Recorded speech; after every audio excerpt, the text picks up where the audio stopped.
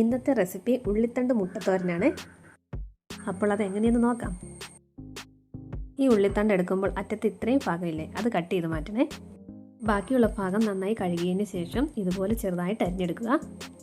പിന്നീട് മിക്സിയുടെ ജാറിലേക്ക് കുറച്ച് കാന്താരിമുളകും അല്പം ജീരകവും വെളുത്തുള്ളിയും കുറച്ച് തേങ്ങ ചിരകിയതും അല്പം മഞ്ഞൾപ്പൊടിയും ചേർത്ത് ഒന്ന് ചതച്ചെടുക്കാം. ഇനി ഒരു പാനിലേക്ക് അല്പം വെളിച്ചെണ്ണ ഒഴിച്ച് കടുക് ഇട്ട് പൊട്ടിക്കുക. അതിനുശേഷം കറിവേപ്പിലയും വറ്റൽമുളകും ഇട്ട് കൊടുക്കാം. പിന്നീട് അരപ്പും ആവശ്യത്തിന് ഉപ്പും ഇട്ട് കൊടുക്കുക. അരപ്പ് നന്നായി ചൂടായി കഴിഞ്ഞ് നമ്മൾ അരിഞ്ഞു വെച്ചിരിക്കുന്ന ഉള്ളിത്തണ്ട് ഇട്ട് കൊടുക്കാം. എല്ലാം കൂടി നന്നായി മിക്സ് ചെയ്തതിന് ശേഷം ലോ ഫ്ലെയിമിൽ ഒരു 5 മിനിറ്റ് വേവിക്കാം. അപ്പോൾ ഇത് 1/4 വേവായിട്ടുണ്ട്. ഇനി ഇതിലേക്ക് 2 മുട്ട ചിക്കി എടുത്തത് കൂടി ഇട്ട് കൊടുക്കാം. നന്നായിട്ടൊന്ന് മിക്സ് ചെയ്ത് കൊടുക്കാം.